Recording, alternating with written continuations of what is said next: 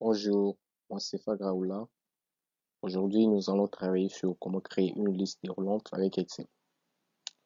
Voilà, je vous présente mon tableau là. Ici, les lettres sont comme les noms et prénoms pour moi, des gens. Et là, j'ai civilité, c'est madame, mademoiselle, je, monsieur. C'est là que je vais créer une liste déroulante. Je vais me placer dans une cellule au-dessus de la tête de la colonne. Je vais de l'onglet données, validation de données. Et dans l'option, nous allons voir là où il écrit tout. C'est là où on va choisir notre liste. Il y a plusieurs options. On va voir ça prochainement. Et la source, c'est là où je vais mettre les informations qui seront dans ma liste déroulante. Donc, dans les civilités, j'ai monsieur. On sépare ces informations, les noms, prénoms qu'on les produit par des points-virgules. Monsieur, madame et mademoiselle. Je vais ensuite insérer un message de saisie. C'est le message pour lequel va s'afficher dans la cellule où on insère ces informations pour que la personne qui insère les informations puisse voir que ici vraiment j'ai que monsieur, madame, mademoiselle. Je peux donner le titre attention. Je dis juste, ça dépend de vous. C'est pas obligé, ça dépend de vous.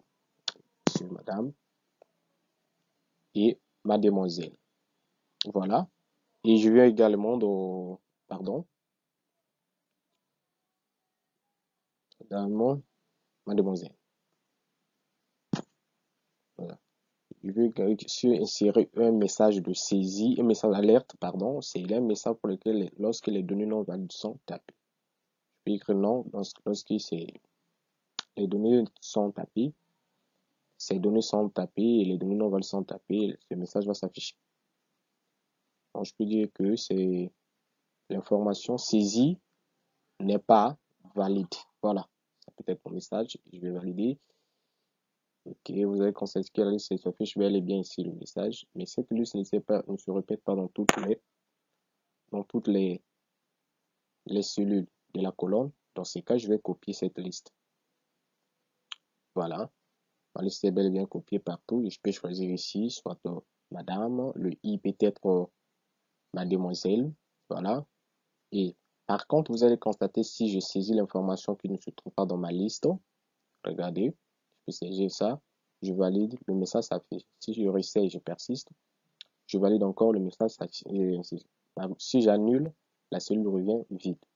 Alors, si vous avez au départ choisi et lieu de stop, vous avez choisi l'avertissement au niveau du message d'alerte, vous allez constater qu'une personne qui va utiliser le document aura la capacité, la possibilité de modifier votre liste déroulante. Par exemple, j'écris cela.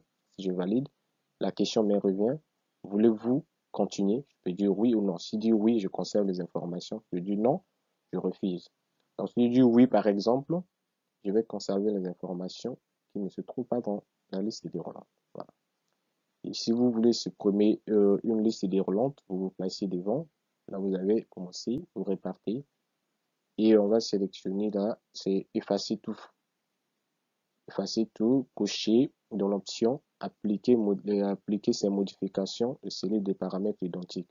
Au cellules des paramètres identiques. Voilà, ok. C'est supprimer les informations, les écrits, je peux supprimer en appuyant supprime. Et comment créer encore d'autres façons de créer une liste déroulante? Je choisis la cellule, je repars. Donc données, après données, c'est la validation des données. Je choisis toujours, vous avez déjà vu. Et là, je vais cliquer sur la flèche, petite flèche dirigée vers le haut. Je sélectionne ma liste.